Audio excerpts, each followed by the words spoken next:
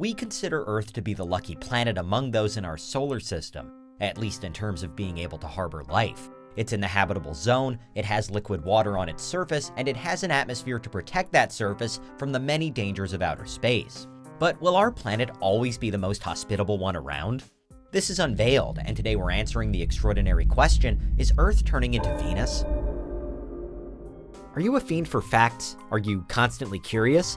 Then why not subscribe to Unveiled for more clips like this one, and ring the bell for more fascinating content. When we talk about building colonies on other planets, we almost always consider Mars first of all. If Venus weren't such a seemingly hellish planet, however, we would probably default to it for expansion. In many ways, it's considered Earth's twin. It's one of the closest planets to us, and it's almost exactly the same size as us too, with Venus being only 5% smaller. The general structure of both planets is roughly the same too. Earth is a terrestrial body with a core, mantle, and crust, and so is Venus. A crucial something Earth has that Venus doesn't, however, is plate tectonics. But there is some evidence to suggest that Venus did have active plates at one stage in its ancient history, it's just that those became inactive because of changing conditions. It has to be said, though, that Venus is different to Earth in almost every other way. The planet itself has a uniquely strange rotation and takes 243 Earth days on average to complete a single revolution. But that length isn't set, it varies, which means that scientists still have trouble agreeing on just how long a day on Venus actually is. But that's not the only, or even the most prominent reason why Venus is deemed quite so uninhabitable.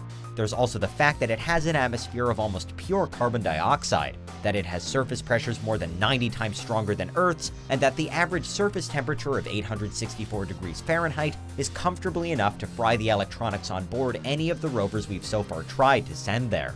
Considering its nightmarish state, then, how is it that Venus could ever be labeled as Earth's twin at all? Well, if you go back far enough in time, it's thought that it was once eerily like the planet that we today call home. Early in its history, Venus was thought to have both liquid water on its surface and blue skies with white clouds. It used to be well inside the habitable zone of the solar system as well, and those suspected Earth-like tectonic processes of eons ago meant that it could once recycle carbon from its atmosphere, like Earth does now. It's thought that, at one stage, even its rotation speed was at least a little closer to Earth's 24-hour rate, all of which has led some to suggest that Venus, a long time ago, could have hosted life.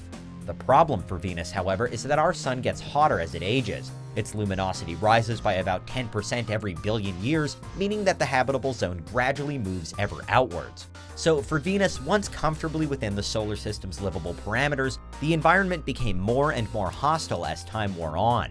With increasing temperatures, the Venusian oceans began to boil and evaporate. The water vapor produced then became trapped in the atmosphere, and this caused the already incredible heat to become even more intense. With the planet drying out fast, that's when scientists suspect that plate tectonics stopped, which, with no natural way to recycle carbon, further accelerated the runaway greenhouse effect that Venus was experiencing. On top of all that, the planet's volcanoes spewed, and still spew, tons of carbon dioxide into the atmosphere. And as the sun continued to get hotter, even the water vapor was siphoned off to leave only the carbon dioxide behind. It happened over millions of years, but it all made for the ruthless, violent, choking conditions we see on Venus today. And according to some projections, we could ultimately see the same fate play out on Earth. It's seemingly inevitable that everything that has already occurred on Venus will happen to Earth in time. And that's because the sun is still getting older, which means it's still getting hotter, which means the habitable zone is still expanding outwards. And seeing as Earth is the next planet from the sun, we're the next world scheduled to be bumped out of it. We know that the sun will become a red giant in around 5 billion years' time, completely engulfing Earth as it does so.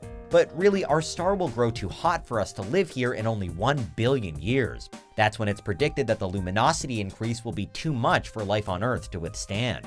Again, the heat Earth will experience will be enough to evaporate our oceans, triggering most of the same processes that have already systematically destroyed Venus. According to some theories, life could still exist on Venus, but if it does, it's exceptionally hardy. More likely, if there ever was life there, it was destroyed by the rising temperatures and the clogging carbon dioxide. So if humans are still around on Earth in a billion years' time, they'd be subject to the same unenviable situation. In fact, over the course of those 1 billion years, Mars may have effectively become the new Earth, drawn further into the habitable zone and potentially turned into a more livable prospect.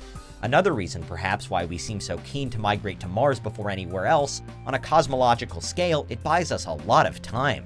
For the most part, we are dealing in timescales of potentially millions of years. Earth isn't going to turn into Venus overnight, but some fear that the impact of humans on Earth could be fast-tracking the situation.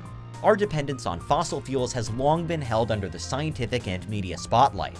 By continuously releasing carbon into the atmosphere, we could be pushing Earth toward a Venus-like fate more quickly than would otherwise have happened. The current conditions on Venus took hundreds of millions of years to develop, but Earth might not be afforded so long to transition. However, some scientists are a bit more optimistic.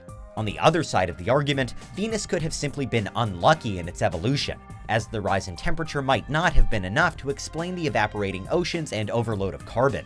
Instead, NASA's Anthony Del Genio proposes that Venus might have had some other sudden, unexplained change, perhaps in its core. Or it might have at one time been impacted by another solar system planet entering into its orbit. Both alternative situations would have kickstarted huge fundamental changes for sure, but neither are scenarios we anticipate happening to Earth. Even if Earth's eventual fate is to become another Venus, if it's more predictably as a result of the sun growing hotter, then we at least have time to address the problem. Relying on fossil fuels for too much longer won't do us any good, with Stephen Hawking once saying that we're turning ourselves into Venus with our current climate decisions. But even beyond man-made climate change, it seems as though Earth will naturally join its twin in time, purely thanks to the sun growing inevitably hotter. The good news is that by the time that happens, humans should be advanced enough to have evacuated Earth in search of someplace new. It might be Mars, but even the red planet would serve only as a temporary fix. Ultimately, with our star's habitable zone continuing to expand outwards, we either need to find a way to move the planets with it, or we find a way to leave the solar system altogether. Thankfully, these seismic cosmological changes aren't expected to happen in the near future, but that's why Earth actually is turning into Venus. What do you think? Is there anything we missed? Let us know in the comments, check out these other clips from Unveiled, and make sure you subscribe and ring the bell for our latest content.